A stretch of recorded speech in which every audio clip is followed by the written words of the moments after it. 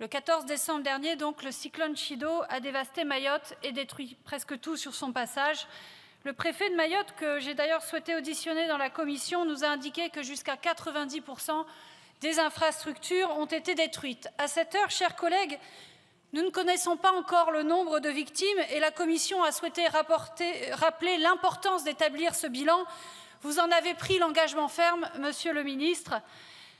Nos pensées, bien entendu, vont en premier lieu aux familles endeuillées, aux blessés, à ceux qui ont tout perdu ou presque. Face à une telle épreuve, la solidarité s'impose avant toute chose.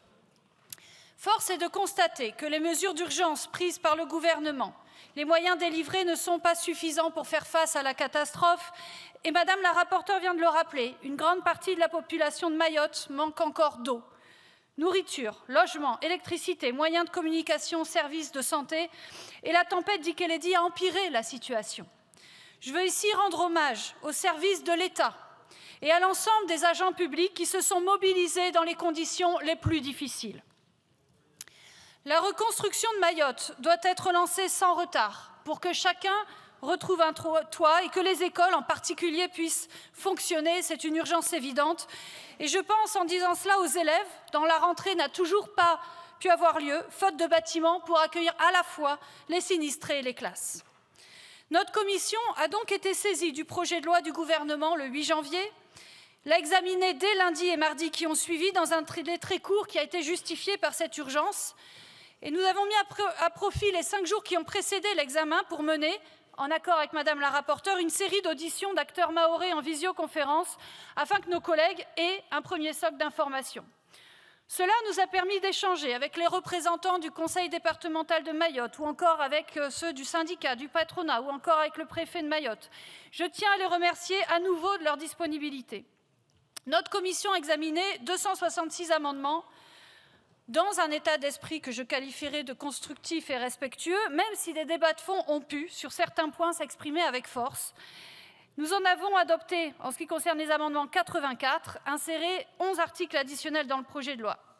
Nous avons notamment renforcé, par les amendements votés par la Commission, la participation des élus, des acteurs mahorais à la reconstruction. Nous avons aussi voulu assurer dans cette reconstruction la préservation des règles relatives à la sécurité, l'accessibilité ou la transparence sur les taux de marge des candidats aux offres de marché public. Nous avons également souhaité renforcer les mesures prévues par le texte concernant les cotisations, les contributions sociales à Mayotte au profit des travailleurs et employeurs indépendants. Je le dis ici aussi, l'application des règles de recevabilité ne nous a pas permis de discuter d'une quarantaine d'amendements qui étaient dépourvus de lien avec les articles du projet de loi présenté par le gouvernement. Pour ma part, je regrette que certaines mesures n'aient donc pas pu être abordées dans le cadre de ce projet de loi. Je pense aux mesures sur l'agriculture, ravagée par le cyclone, qui est pourtant fondamentale pour la population et l'économie de Mayotte.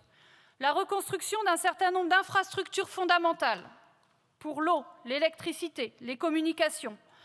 L'accélération du cadastrage indispensable à la régularisation de milliers de logements, le gel, l'annulation d'un certain nombre de factures d'eau, d'énergie, de loyer, alors que les services sont encore plus défaillants depuis le cyclone et que les Mahorais ont perdu leurs moyens de subsistance.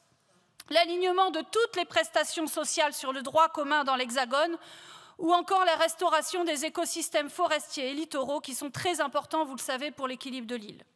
J'ajoute 2 préoccupations vitales pour les Mahorais. Le prix des billets d'avion, inaccessible alors que les familles voudraient pouvoir s'entraider et accueillir leurs proches, ou encore les tarifs postaux et le coût du fret, bien trop élevés, alors que les envois de biens de première nécessité sont indispensables en ce moment. Faut-il rappeler que les Outre-mer sont bien et bien la France et que c'est à la puissance publique d'assurer la continuité et la cohésion territoriale, quoi qu'il en coûte. Ce projet comporte bien des insuffisances, je l'ai dit, beaucoup de collègues l'ont souligné, c'est un plan de court terme uniquement. Nous espérons en outre que les moyens budgétaires suivront, même si tout indique selon moi que les Outre-mer paieront cher les choix budgétaires qui se dessinent à Bercy. Nous devons aussi revoir la méthode. L'enchaînement des plans conduits depuis Paris sans ressources suffisantes, sans connaissance sérieuse de l'île et des habitants, sans consultation réelle des acteurs locaux n'est plus acceptable. Les besoins de Mayotte sont légitimes, tous les habitants aspirent à une vie digne. La catastrophe que connaît l'île aujourd'hui n'a rien de naturel, elle fait apparaître au grand jour des situations inacceptables qui déroulent de choix ou de non-choix pleinement politiques.